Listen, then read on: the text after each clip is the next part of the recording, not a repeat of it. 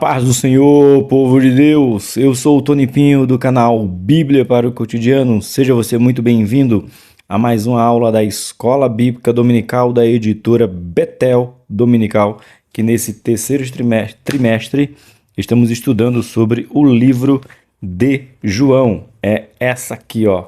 Essa é a capa da nossa revista, né, falando do Evangelho de João. Jesus Cristo, o Filho de Deus, a verdade que transforma. E hoje, Jesus, né, vai transformar a vida de alguém. Vai, porque o assunto que nós vamos falar é sobre a mulher samaritana. Eita! Ensino bom, ensino maravilhoso, sob uma perspectiva daquelas pessoas que são rejeitadas, escanteadas, preconceito, né? O pastor ou o bispo Abner vai falar a respeito desse preconceito que existia tanto para o samaritano com o judeu, dos judeus para os samaritanos, na verdade, dos judeus para com os samaritanos. E eu tenho dito sempre que tenho oportunidade, não esqueça disso, que os samaritanos eram irmão legítimo dos judeus. Porém, na divisão das 12 tribos, tribo do norte e tribo do sul, o que houve?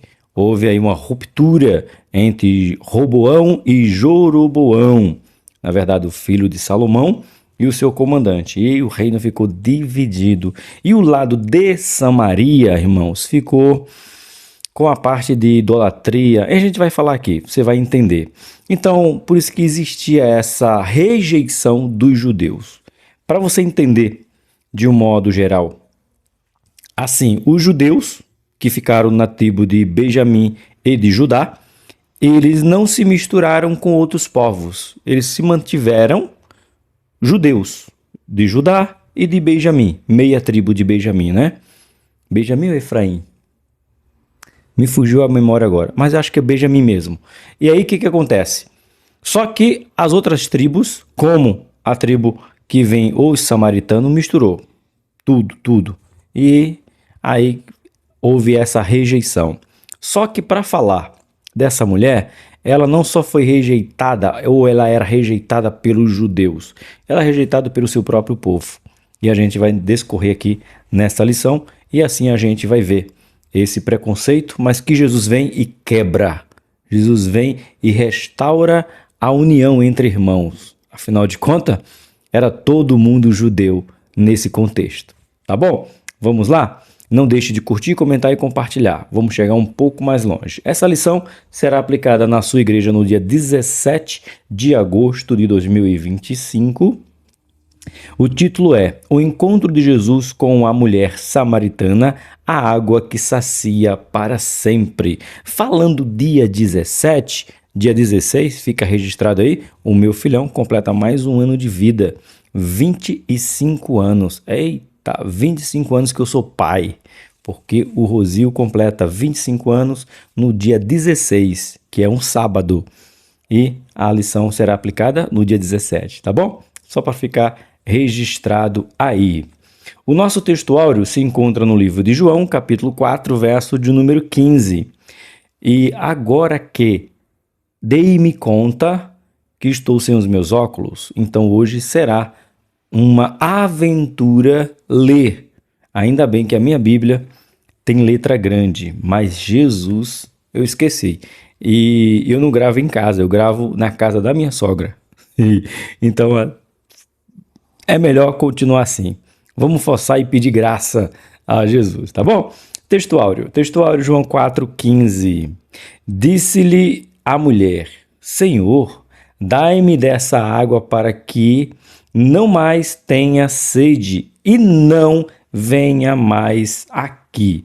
Esse não venha mais aqui é uma prova que essa mulher é uma mulher rejeitada até mesmo pelos samaritanos. Afinal de contas, ela teve 5 maridos e o que ela tava não era dela. Então, ela ia num horário onde ninguém tava, ela não queria se encontrar com ninguém. Ela era obrigada a ir? Sim, porque naquele tempo não existia água encanada para você ligar a torneira e cair água. Tudo era à base de abastecimento de fontes, poços, rios, lagoas e assim por diante. Então, essa mulher era obrigada a ir buscar água, mas ela não queria voltar lá porque sabia que sempre estava sozinha, sempre estava desprezada, sempre estava escanteada. E ela diz: dai-me dessa água para que eu não venha nesse lugar, que é um lugar de dor, é um lugar de desprezo, é um lugar de isolamento. Eu não quero voltar mais aqui. Foi isso que ela disse para Jesus no versículo de número 15. Nossa verdade aplicada. O encontro de Jesus com a mulher samaritana expressa que o surpreendente amor de Deus não faz acepção de pessoas. Isso mesmo. Não tem judeu ou grego. Não tem samaritano ou judeus. Não tem judeus e nem brasileiro. Para Deus somos todos povo. Somos todos nações, ou para conhecê-lo, ou para ele agregar, como ele disse, que Jesus faria sacerdote de todas as nações, povos e línguas. Então, Deus não tem preconceito nenhum. E Jesus vem provando e aproximando, ou nos aproximando dele, através dessa história maravilhosa. Os objetivos de hoje: reconhecer que o Evangelho de Jesus não faz acepção de pessoas, saber que Jesus jamais nos abandona e 3, compreender que a conversão da samaritana alcançou muito do seu povo. Eu digo com convicção que essa mulher, ela foi a primeira mulher a ser uma missionária não nominal. Foi ela. Porque quando ela recebe de Jesus o seu amor, a sua inclusão, o seu convívio restaurado, ela se torna uma missionária não nominal. Preste atenção na minha fala. Não nominal. O que é isso? Não foi dito você é missionária, você está sendo consagrada a missionária, você vai para o campo missionário. Não, sem esse título. Mas a ação dela foi a ação de alguém missionário, porque ela ouve de Jesus, sabe quem é Jesus e corre para a cidade para evangelizar toda a cidade. Ao ponto que a cidade diz: mulher, não precisa mais falar, agora a gente também está ouvindo. Sabe? É um desprezo? Não. Eu já ouvi alguém falando que depois a cidade desprezou essa mulher. Não. A cidade está dizendo assim, olha, a cidade disse, irmãos, o que disse Jó. Antes os meus ouvidos ouvia falar de ti. Agora os meus olhos te veem. Quando os samaritanos falam pela mulher, não precisa nos falar mais, porque agora nós mesmos temos ouvido ele. Antes nós ouvíamos a ti. Glória a Deus. Agora nós estamos ouvindo ele, então não precisa mais. Que agora todo mundo vai ficar sabendo que ele é o Messias. Eita glória, gloriosa. Texto de referência, livro de João capítulo 4, uma leitura corrente, que é do versículo 9 ao versículo 13. Escrito está: disse-lhe, pois, a mulher samaritana: como sendo tu judeu, me pedes de beber a mim, que sou mulher samaritana? Uma pergunta ela faz. Aí está entre parênteses. Esse entre parênteses aqui diz algumas coisas, mas não vou entrar nesse entre parênteses aqui não, tá? Eu vou ler na íntegra. Porque os judeus não se comunicavam com os samaritanos. Versículo 10. Jesus respondeu e disse-lhe: se tu conhecesses o dom de Deus, e quem é que te diz, olha só, dai-me de beber, tu lhe pedirias água e ele te daria água viva. Marca essa frase aí, aliás, essa palavra, né? Essa junção, água viva. 11. Disse-lhe a mulher: Senhor, tu tu não tens como tirar, e o poço é fundo. Onde, pois, tem água viva? Marca essa aí. Versículo 12. És tu maior que o nosso pai Jacó, que nos deu o poço, bebeu ele próprio dele, e os seus filhos e o seu gado? Aí Jesus fala no 13. Jesus respondeu e disse-lhe: qualquer que beber desta água tornará a ter sede. Agora vamos falar da água viva. É óbvio que Jesus estava falando da água viva, a água que sacia a sede da alma. Mas essa mulher estava falando da água viva. Você já conhece que é uma água viva? Não é aquela água da praia que pega em você e queima, não. Água viva é que você vê a água borbulhando do chão. Você já viu? Ela fica jorrando. Depois você dá um Google, vê aí, é muito legal. Eu já tive a oportunidade porque eu sou do interior de Pernambuco, então tinha algumas fontes e era muito legal. Você via água brotando do chão.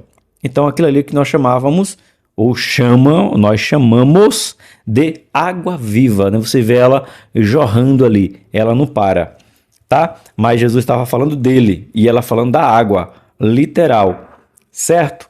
Versículo 12, também uma atenção, prova que essa mulher era judia, era da terra, o judeu, porque assim, irmão, você tem hebreus, judeus e os israelitas, tá? São três, é a mesma coisa, irmão, tudo a mesma coisa. Só muda o período. Hebreus, quando vai para o Egito, certo? Aí vem depois os judeus, quando fica a tribo de Judá, aonde tem Israel. E depois vem os israelitas, porque a nação se tornou a nação de Israel. É tudo uma coisa só. Não mudou nada, tá? Porque era de Abraão. Na verdade é antes, Abraão aí se tornou judeu, que foi para o Egito. Aí quando saiu de lá, veio o patriarca que gerou seus 12 filhos, Judá. E de Judá nasceu a nação de Israel, mas antes era chamado de todo mundo judeu. Aí quando nasce a nação de Israel, passou a se chamar israelita. Tudo uma coisa só. Se misturar, nós não sabemos quem é quem. Brincadeiras à parte, mas é isso. É só nomenclatura de tempo. Mas continua tudo sendo um povo só. Se você chamar hebreu, se você chamar judeu, se você chamar israelense, você está falando que é esse povo aqui de Deus. Tá bom? Porque tem gente que quer separar, mas não tem como separar. É um povo só. É nomenclatura. Só simplesmente nomenclatura. De tempos, né? Então tá. Ele fala aqui, ó. Tu és maior que o nosso pai Jacó? E quem foi Jacó? Jacó foi o pai dos 12 patriarcas. Você tem Abraão, você tem Isaac e você tem o pai dos patriarcas. Ou seja, se os judeus aqui, falando dos judeus, são judeus, é por causa de Jacó. Olha para onde essa mulher leva a conversa. Prestou atenção? O judeu olha a tribo de Judá. Essa mulher olha para o pai de Judá. Quem foi o pai de Judá? Jacó. E aonde que ela lança para Jesus? Tu és maior que Jacó? Tu és judeu, tu é filho de Judá. Porém, Judá é filho de Jacó. Então, quem é maior na cabeça dela? Jacó ou Judá? É óbvio que Jacó. Porque de Jacó foi que veio as 12 tribos. E Jesus podia ter dito para ela, não, você não é filha de Jacó. Você não faz parte dos hebreus. Você não faz parte da nação israelense, dos judeus. Como que não? É um povo só. Abraão, Isaac e Jacó. E depois os 12. Tá? E Jesus não repreende ela. Jesus disse, opa, tá certo, é verdade. Nesse sentido, Jesus fica quieto e diz, é verdade, você também é da nação, do povo eleito, hebreus, os hebreus que foram escravos, é você faz parte também. Então essa mulher leva Jesus a um nível de conversa na essência, o pai de Judá, ou seja, eu também faço parte. Aí Jesus falou, se você soubesse, tá aqui quem é maior do que Judá. Tá aqui quem é maior do que Isaac, perdão, daqui é maior do que Jacó. Tá aqui quem é maior do que Isaac. Tá aqui quem é maior do que Abraão. É eu sou. É a lição de número 6, né? Eu sou maior do que eles. Eita, irmão, maravilhoso. Certo? Hinos sugeridos para cantar na nossa escola dominical de manhã: o hino 20, 156 e 169. O Bispo Abner pede uma oração muito importante, esse pedido de oração para que você ore na sua igreja, leve a Deus em oração, ore para que a humanidade não faça acepção de pessoas. Sim, infelizmente tem. Não é somente a questão do negro, que eu já falei, que essa história que a história do negro porque negro é escravo. Eu já falei isso aqui e não vou repetir. A escravidão não tem a ver com cor de pele, tá? Tem a ver com uma nação que invadia outra nação e pegava os seus habitantes, tornava ele escravo para trabalhar para o seu povo. Israel ou os hebreus, já que você quer usar a nomenclatura no tempo certo, os hebreus foram escravos do Egito, eram negros, vieram da África. Não, porque não tem a ver com a cor da pele. Tinha a ver com a nação. Uma nação predominante dominava a outra e pegava os seus habitantes para os trabalhos braçais. Então, a escravidão veio daí, tá? Mas tem, sim, essa acepção de pessoas até mesmo dentro das nossas igrejas e tem que acabar.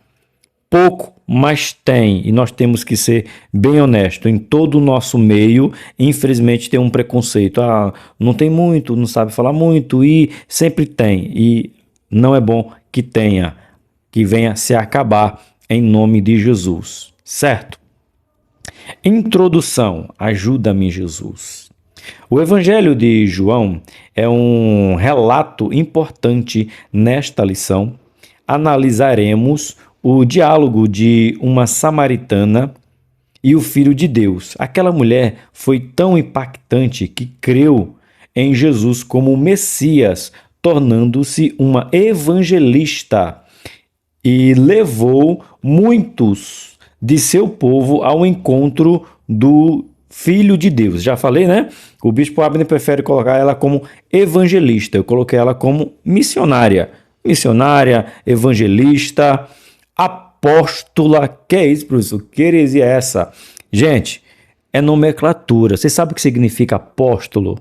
Sabe o que significa apóstolo? Sabe o que é? Sabe não? Faz não, que tu é professor, tu é aluno. Apóstolo é enviado.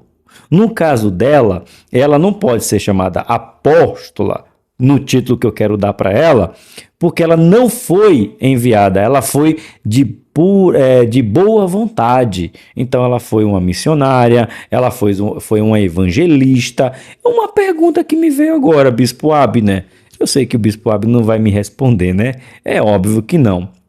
Mas você sabe, no Ministério de Madureira, do qual nós fazemos parte, é consagrada a mulheres a evangelista? Eu conheço evangelista, homem, mas mulher? Boa, eu não sei, gente. Não sei. Boa pergunta. Porque ele colocou aqui, eu fiquei interessante, ó. Tornou-se uma evangelista. Pastor Eli, eu vou dar essa aula na minha igreja. Eu vou dar essa aula domingo de manhã na minha igreja. Eu que vou dar essa aula lá.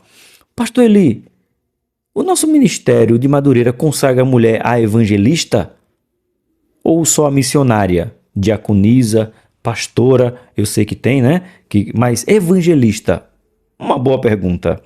Certo? 1.1. O evangelho é para todos. No capítulo 4 do Evangelho de João, temos o encontro de Jesus com uma mulher samaritana.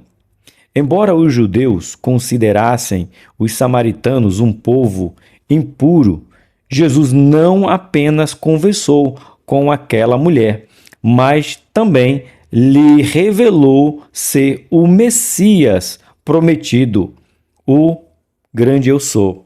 Ele diz para a mulher: Irmão, Jesus vem quebrando um preconceito aí cultural, conversar com uma mulher e dizer para a mulher, foi a primeira vez que Jesus disse, né?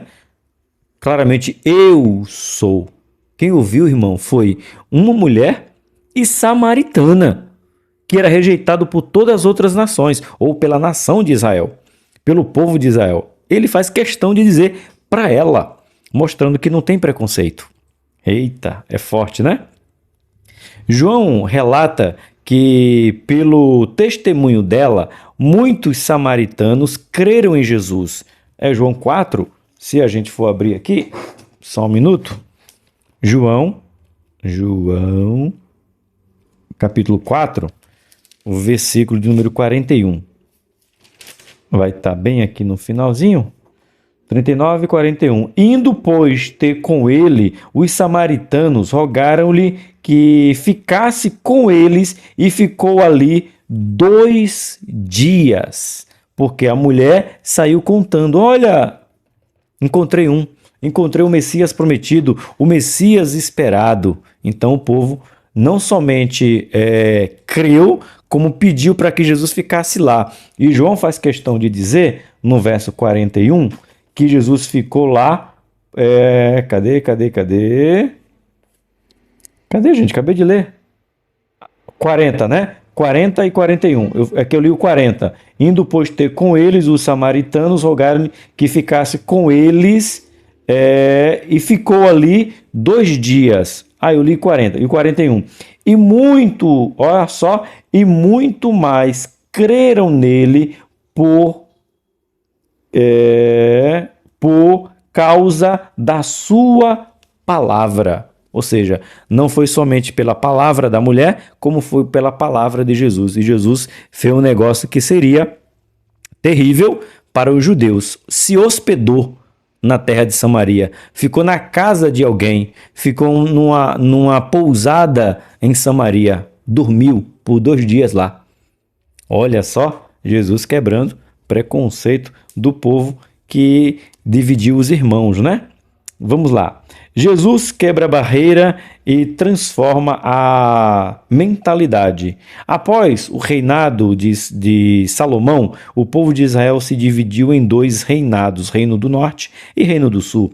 A tribo do Sul tinha Judá como capital e o povo, no primeiro momento, continuou adorando somente a Deus e observando as cerimônias no templo.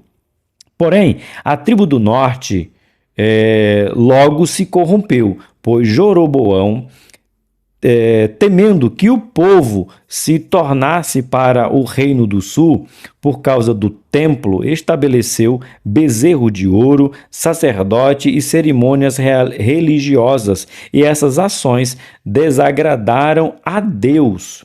Mais tarde, após as tribos serem levadas cativas pelos inimigos ou pelos, impérios persas, o restante dos israelitas que ficaram se reuniram pelo casamento com o povo de outras regiões, o que foram transportados para a terra de Israel. Ao longo dos anos, foi anunciado o distanciamento entre os habitantes do norte e os habitantes do sul, Judá, onde estava Jerusalém e o templo. Daí a surpresa da mulher samaritana quando Jesus se dirige a ela, fato que causou admiração também dos discípulos. Já falo dos discípulos. Nosso Senhor não era preconceituoso e veio buscar e salvar os perdidos. Até os 12 apóstolos que estavam com Jesus foram procurar o que comer e Jesus, quando volta, encontra Jesus conversando com essa mulher. Eles não interrompem, eles ficam surpresos de primeiro ver ele conversando com uma mulher e saber que essa mulher era samaritana. Mas a admiração deles Jesus está pregando aqui, Jesus está falando aqui.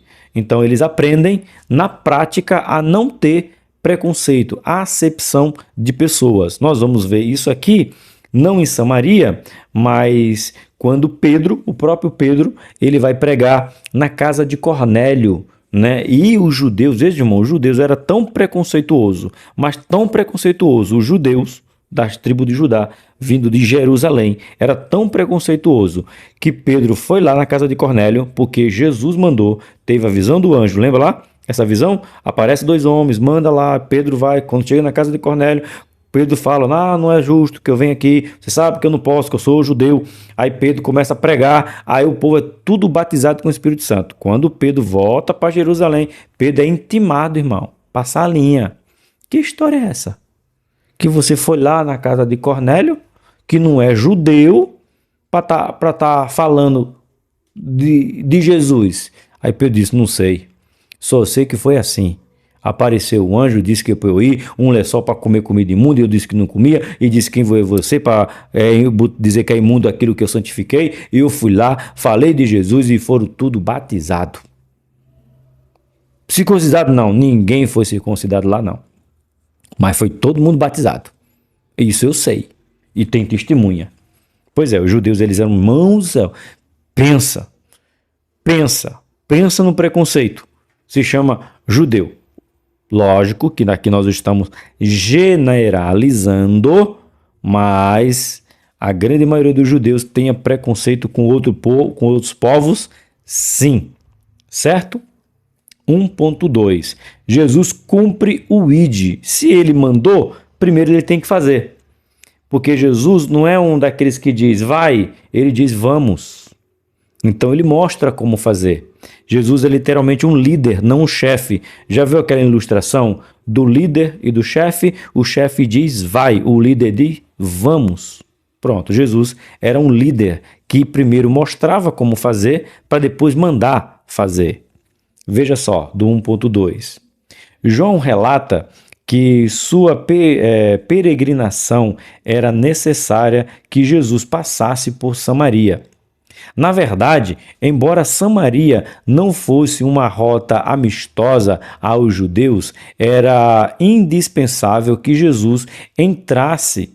A mulher samaritana à beira do poço para confrontá-la em amor. Ali, apesar das diferenças entre os judeus e samaritanos, Jesus nos mostra que o seu reino está disponível aos corações sedentos de Deus. E a missão cristã deve se sobrepor aos preconceitos, seja raciais ou sociais. A muralha do preconceito cai onde o evangelho se faz presente. Isso é uma verdade, porque o evangelho em si, ele é pregado a todas as nações, independente, irmãos, da região do país, ou melhor, a região do mundo.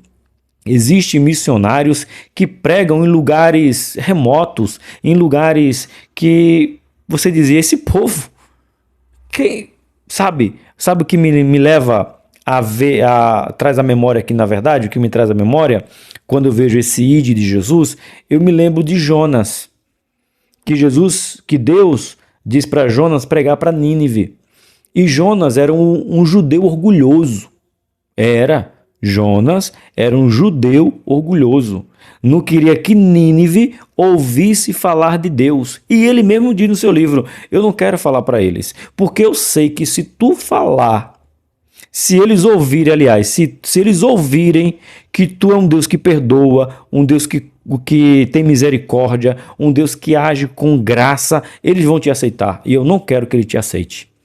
Jonas é a prova, um judeu autêntico, preconceituoso. Não queria. Quando o povo se converte, ele diz, eu sabia. Como é que um pregador prega para ter salvação e fica com raiva porque o povo aceitou Jesus? Foi Jonas. Jesus não, né? Deus aqui, na história de Jonas. Eu sabia que se eu pregasse para eles, ele ia se converter. Pois é, tem pregador que só quer pregar para algumas pessoas e não para todas as pessoas. Aí vem Jesus mostrando, eu vou cumprir o id e pregar para todo mundo. E foi o que ele fez. Certo? 1.3. Não esquece de deixar o seu like, curtir, comentar e se inscrever. Jesus socorre os que vão a ele. João esclareceu a relação entre judeus e samaritanos.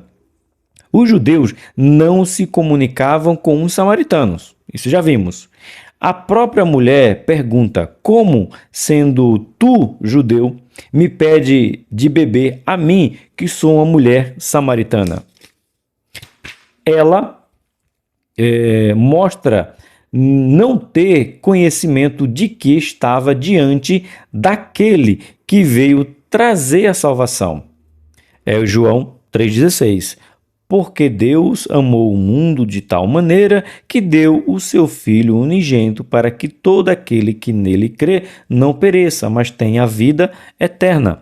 Ou seja, os judeus não conheciam esse Jesus que Deus deu para todos, inclusive para o samaritano. Mesmo os samaritanos se misturando, se tornou um povo misto, veio de uma mistura de persas, medos, assírias, babilônicos e tudo mais. Egípcio, tudo que vivia naquela região, esse samaritano que era judeu se misturou. Mas Jesus falou: eu vim para os perdidos, eu vim para vocês também. Então, Deus amou vocês também. Por isso que eu tenho que pregar para vocês também. E trazer salvação para vocês também. Foi o id dele. Pregar aonde se precisa ouvir sobre ele. Ponto de número 2. Todos temos sede de Deus. É umas frases bonitas do Bispo Abner, hein? Por isso que eu falei, eu não me lembro, de verdade, você pode me corrigir se eu estiver errado, eu não me lembro de uma escola bíblica dominical, uma revista comentada pelo Bispo Abner que foi ruim. Não gostei não. Irmão, gente do céu, o Bispo Abner tá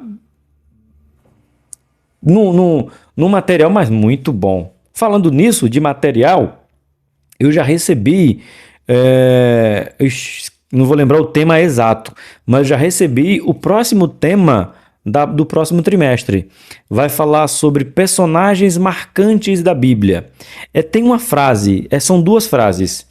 Personagens relevantes e personagens... São duas frases, mas pelo que eu entendi, pela capa, mandaram para mim, sabe quando sai todas as capinhas, né? Tanto das crianças, jovens. Eu sei que o Conectar Mais Jovens é sobre a carta de Romanos, sabe? Então vai ser a sala dos adultos. Vai falar de personagens marcantes da Bíblia. Mas tem outra palavrinha que me fugiu agora o nome. E eu penso que, pela capa, julgando o livro pela capa, né? Não quero me arrepender de mudar de ideia. Lembra tá até aqui, no cantinho. Guardei a revista do Pentecoste, que eu achei que era mais um trimestre falando de Pentecoste, mais um trimestre falando de pentecostalismo, e surpreendeu, e esse ano foi top, essa revista sem igual, sem medida, recalcada, sacudida e transbordante. Então, não quero julgar pela capa, mas vai falar de personagens marcantes. Tem outra palavrinha que me fugiu aí, se você já recebeu a notícia, você pode colocar aí nos comentários. Por exemplo, vai falar de Pedro, João, Paulo, Noé, Moisés, Abraão, Jacó, que não sei. Eu sei que vai falar de personagens marcantes da história. 13 personagens. Agora eu falo, é uma ousadia. Eu não vi quem é o comentário, é somente a capa da revista, né? É uma ousadia. Por quê? Porque de tanta gente boa para você falar, você escolher 13, irmãos, é para dizer assim, o comentário que a gente pode ter sobre o próximo trimestre é dizer o quê? Faltou fulano, né? Mas tá aí, o próximo trimestre eu creio que será boa, porque vai falar de personagens marcantes, e tem outra palavra aí. Então eu creio que vai ser boa sim. Porém, eu creio que todos nós, eu, você, aluno ou professor, a gente vai dizer, faltou alguém, faltou tal personagem, né? Afinal de contas, a gente gosta de aprender sobre um personagem mais do que o outro, né? A gente se fica familiarizado. Por exemplo, João aqui, apaixonado por ouvir falar sobre João. João é o apóstolo do amor, né? João é aquele que reclamou no peito. Então, vai ser bom. Bom, só tenho certeza que vai faltar alguém. Ah, isso eu tenho. Mas vamos lá. No ponto 2, certo? O Filho de Deus conhece a natureza humana e suas necessidades, sabendo como abordar aqueles que quem encontra, pois desceu do céu para fazer a vontade do Pai. Ele sabia que em Samaria, juntamente àquele poço, havia uma mulher sedenta de amor do Pai. João 4,15. Senhor, dai-me dessa água para que não mais tenha sede e não venha aqui tirá-la. É o nosso texto áureo. Quando eu vejo esse texto, eu vejo na perspectiva de que todo mundo, todo ser humano, como colocou aqui, e eu concordo com o bispo Abner, tem uma sede de Deus. E essa sede, ela pode ser representada por algumas características. Às vezes, uma carência de um pai que era ausente ou que não se conheceu, a ausência de uma mãe que não existiu, apenas gerou e deu ou faleceu no parto. Há uma necessidade de uma carência de um marido, de uma esposa, há uma carência de algo, sabe, de uma cura, uma carência. Todo mundo tem uma sede de Deus. Eu gostei disso aqui.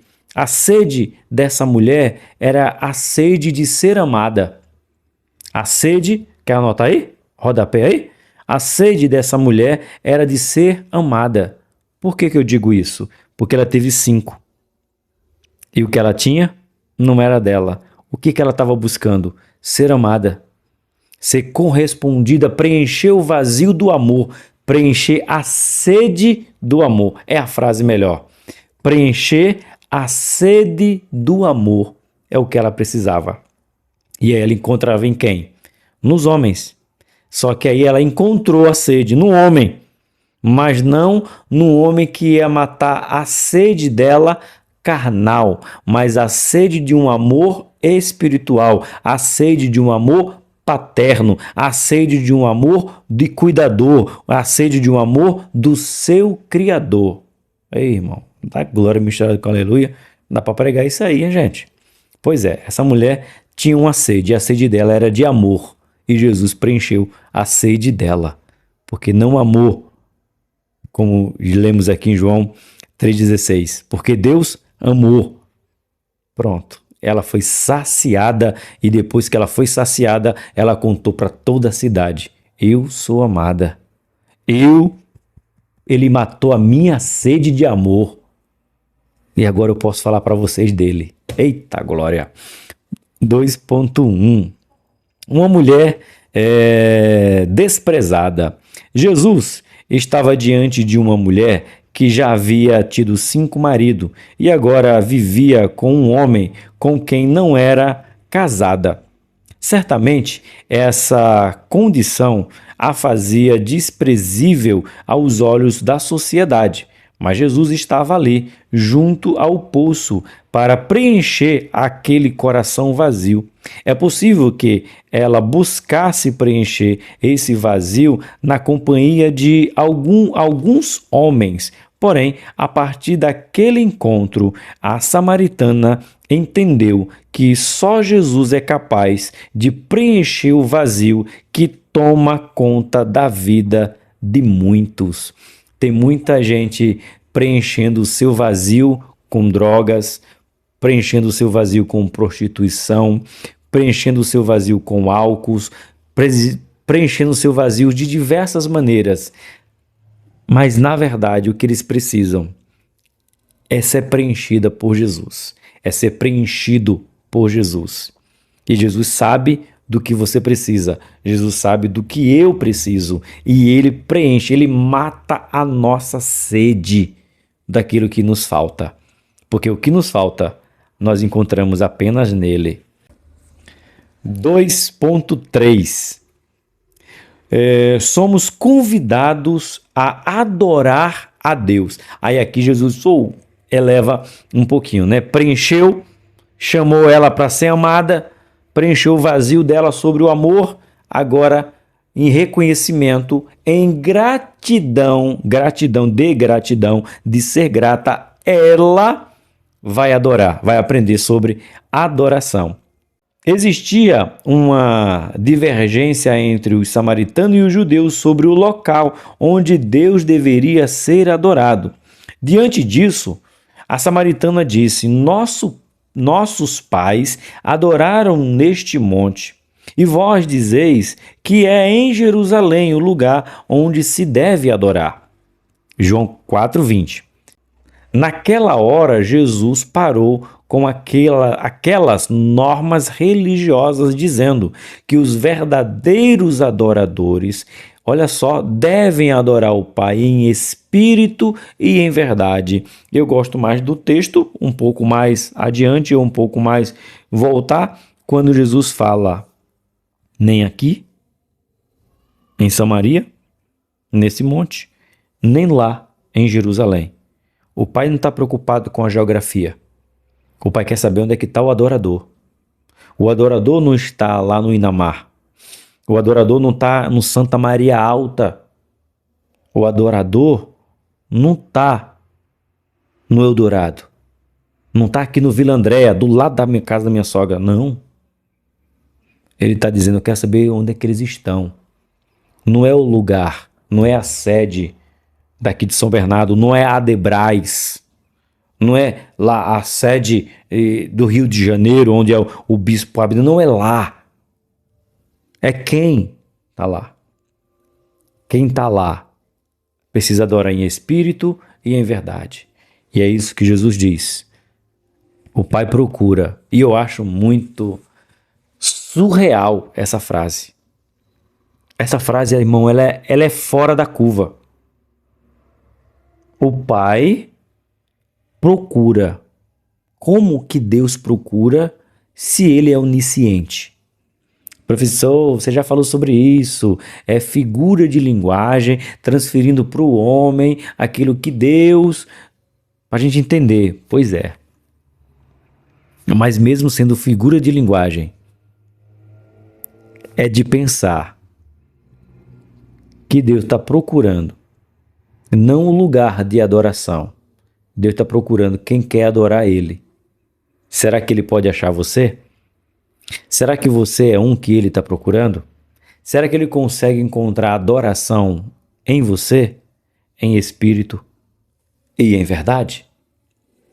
Pois é, foi isso que Ele ensinou para aquela mulher samaritana. O Pai procura e o Pai achou aquela samaritana. Será que pode achar você? Será que você é esse adorador? Ponto de número 3. A conversão da mulher samaritana. A mulher samaritana mostrou confiança ao considerar Jesus um profeta, evidenciando o começo de sua conversão. Para Agostinho de Hipona, aquele que pedia de beber tinha sede da fé daquela mulher. Irmãos, eu achei isso aqui sensacional. Agostinho de Hipona, a gente já falou sobre ele, né? Já falamos sobre ele como um dos reformadores. Aquela frase linda de Agostinho, uma prostituta gritando na rua: Agostinho! E Agostinho apressando seus passos. Agostinho! E Agostinho apressando seus passos. Aí aquela mulher grita na rua: Agostinho, sou eu! Aí Agostinho vira para ela e diz: mas não sou eu mais.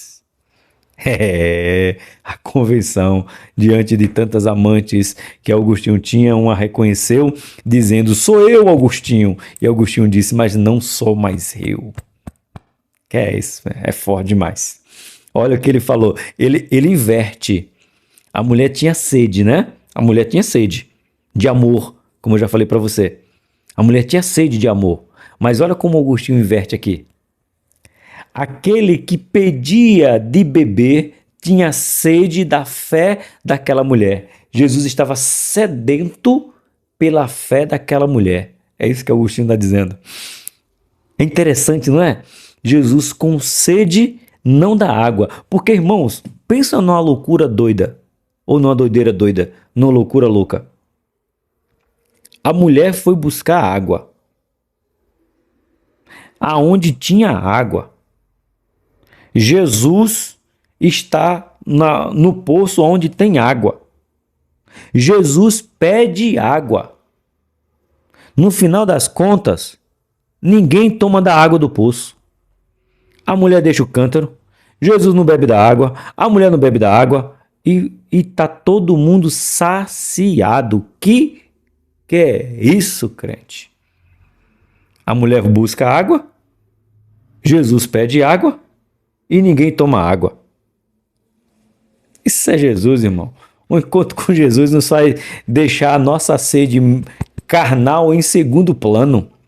A nossa sede carnal, ela é substituída ou ela é superada porque a nossa sede espiritual foi saciada. Eita, irmão. Vamos lá, senão vai terminar, vai fazer feita outra aula que ninguém gostou, porque eu preguei mais do que de aula.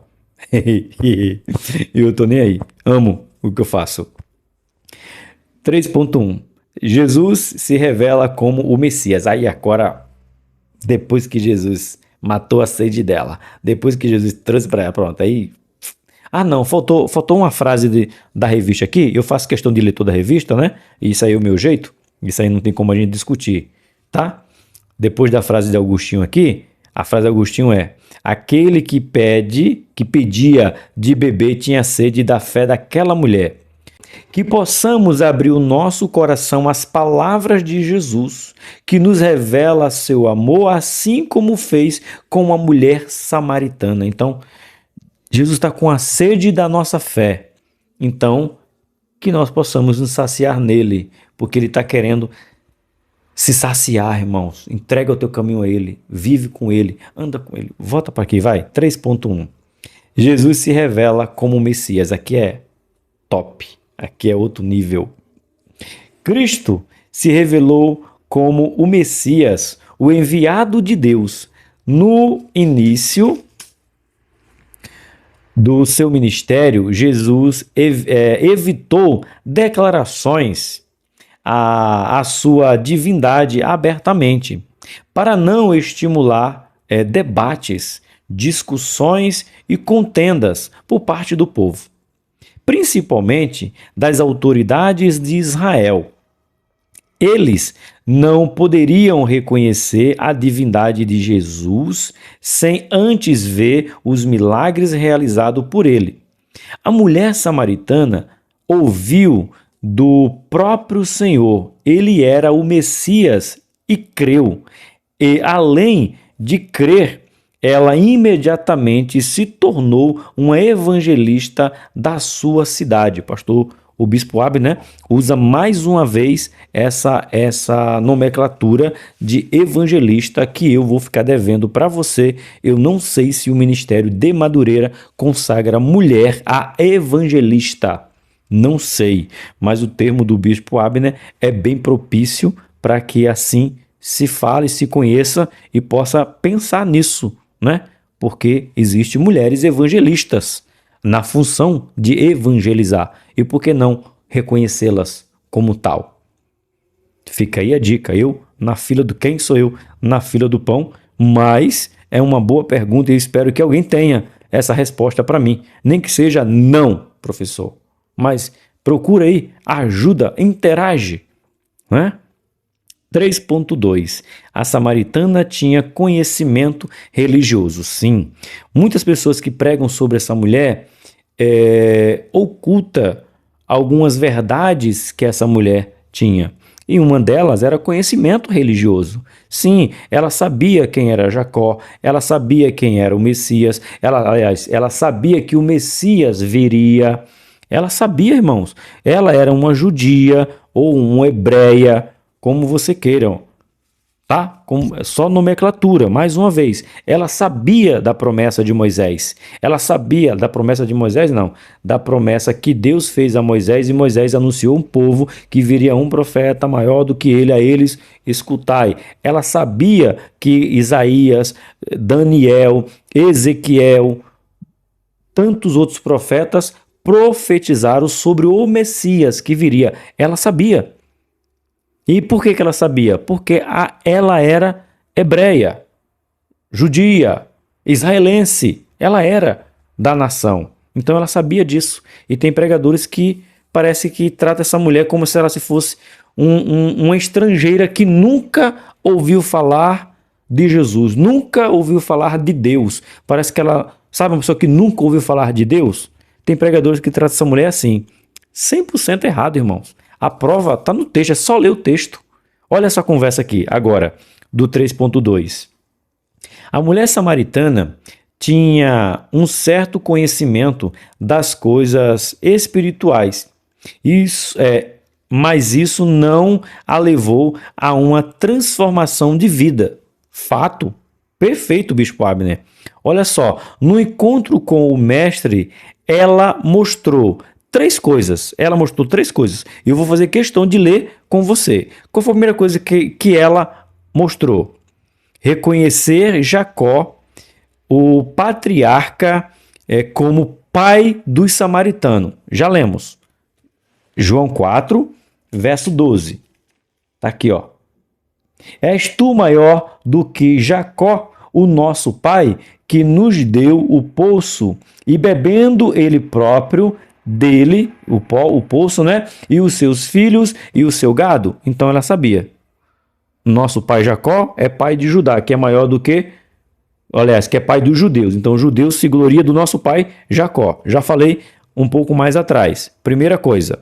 Segunda coisa, ter dúvida sobre onde Deus deveria ser adorado, se no Monte Gerizim ou em Jerusalém. Ou seja, ela sabia que Deus tinha que ser adorado. Mas e aí? De tanto o judeu dizer é aqui, de tanto os samaritanos não poder adorar lá, ela ficou, e aí? Onde é que eu adoro Deus? Eu adoro Deus aqui na tribo do sul? Ou eu adoro, aliás, eu adoro Deus aqui na tribo do norte, ou eu adoro Deus aqui na tribo do sul? Nas duas tribos ou nas 10? Aonde que eu adoro? Eu sei que eu tenho que adorar. Só que eu não sei se é aqui ou se é lá. Aí que versículo que é esse? É o versículo de número 20. Aqui. Nossos pais adoraram neste monte, e vós dizeis que é em Jerusalém, o lugar onde se deve adorar. Ou seja, ela sabia. Então, a mulher que sabia quem era o ancestral dela, que era Jacó, filho de Abraão e de Isaac, sabia que tinha que adorar a Deus no monte, ou lá na região das 10 tribos do norte, ou nas duas tribos do sul. Ela sabia que Deus tinha que ser adorado. Nas duas tribos do sul ficava o templo de Salomão, o templo depois foi construído, restaurado pelo próprio império, né? Ou seja, tinha o templo. Ela sabia que tinha um lugar. Mulher religiosa. Terceiro, ter conhecimento do Messias esperado. Também sabia. Versículo de número 25. A mulher disse-lhe: eu sei que o Messias, que se chama o Cristo, vem, e quando ele vir, nos anunciará tudo. Você está entendendo? Mesmo ela tendo todo esse conhecimento, aí eu concordo com a primeira parte desse texto do Bispo Abner, e eu vou ler ele de novo. Porque tem gente que sabe onde vai adorar, sabe quem são os seus pais na fé, sabe que Jesus vai voltar, mas não muda de vida. Eu vou ler o texto do Bispo Abner, que eu achei sensacional.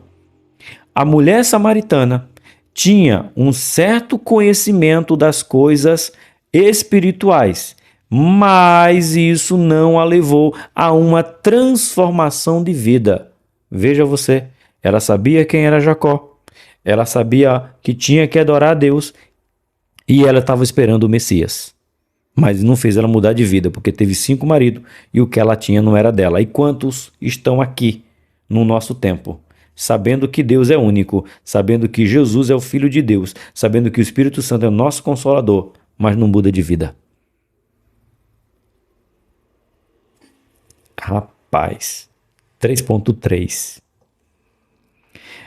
A primeira missionária, é isso mesmo, aí sim, missionária tem o nosso ministério. Aí eu concordo, não, aí eu sei, né, Bispo Abner? A história de conversão da mulher samaritana é uma das mais fascinantes da Bíblia, porque envolve um contexto de inimizade entre judeus e samaritanos. Isto merece destaque porque aquela mulher desprezada pela sociedade, após encontrar Jesus no poço, tornou-se missionária antes mesmo dos discípulos. Oh, o bispo Abner aqui, ele fala uma verdade. Irmãos, sem impressão que nos parece, suposição, irmão, não é afirmação. Nos parece que nós somos preconceituosos, tendenciosos a menosprezar algumas histórias da Bíblia, porque essa mulher fez primeiro missão do que os próprios discípulos. Porque os discípulos só vão fazer missão depois, porque primeiro eles estão andando com Jesus. Quer ver outro que fez missão? Vê a memória agora. Quer ver outro que fez missão primeiro do que os apóstolos? O endemoniado de Gadara. Jesus disse: Jesus, eu quero ir contigo. Jesus falou: não, vá para sua casa. Eu vou consagrar você agora a evangelista. Vou consagrar você a missionário. Vou consagrar você a apóstolo, que apóstolo significa enviado, né? Vou consagrar você e você vai para sua casa. Menino, o ex-endemoniado não foi pregar em casa? Pregou. E não foi pregar numa cidade? Pregou. Não foi pregar em 2? Pregou. Não pregou em 3? Pregou. Pregou na Decápole, pregou em 10. Antes dos apóstolos pregar, um ex-endemoniado estava pregando. Antes dos apóstolos, uma mulher samaritana já estava pregando. Vou mostrar para você que Deus não faz exceção de pessoa. Que Jesus não tem queridinho, Jesus não tem nenenzinho de papai. Não, Jesus não tem favorito. Eita, frase de pregador, irmão. Não tem jeito, sou pregador. Jesus não tem favoritos. Jesus tem íntimos. O que você é? Aliás, o que você quer ser? Favorito ou íntimo? Volta para a lição, professor. Pelo amor de Deus, não aperta nós, não. Serve para mim, irmãos. Serve para mim. Serve para todos nós. Então, tá aí. Jesus chamou uma mulher. A mulher tão satisfeita que anunciou. Jesus libertou um homem endemoniado e ele foi fazer a missão. Porque Jesus é grande demais só para mim. Não dá para eu guardar Jesus para mim. Porque ele ensina a oração que todos nós conhecemos de Mateus 6. Pai meu, venha o teu reino para mim. Seja feita a tua vontade em mim, aí na terra como em mim. O meu pão de cada dia tu me dá hoje. Perdoa a minha ofensa, como eu tenho perdoado os que me ofendem. Não me deixa cair eu em tentação, mas livra-me, do mal. Tem crente, irmão, que ora assim. Acha que Deus é só dele, o perdão é só dele, o amor é só para ele, a graça é só para ele. E aí você encontra uma mulher que disse: eu quero contar para todo mundo que eu estou saciada. Eu quero que todo mundo venha matar a sede que eu tinha. Que é isso, gente? Isso aqui, para pregar no congresso de umas irmãs, irmão. Eita glória. É para as irmãs sair rodando, as irmãs do monte, do coque. Certo? É isso, Jesus não tem preconceito nenhum. Uma única vida alcançada pela ação salvadora de Jesus foi capaz de impactar uma cidade inteira. Após ouvir o depoimento da mulher, os samaritanos também queriam ouvir o Senhor e ouviram, como nós já lemos, por 2 dias e muitos se converteram. Bora para a nossa conclusão? A conclusão de hoje nos diz assim: o mesmo princípio utilizado por Jesus no encontro com a mulher samaritana deve ser aplicado nas ações evangelísticas hoje. Deus não faz acepção de pessoas.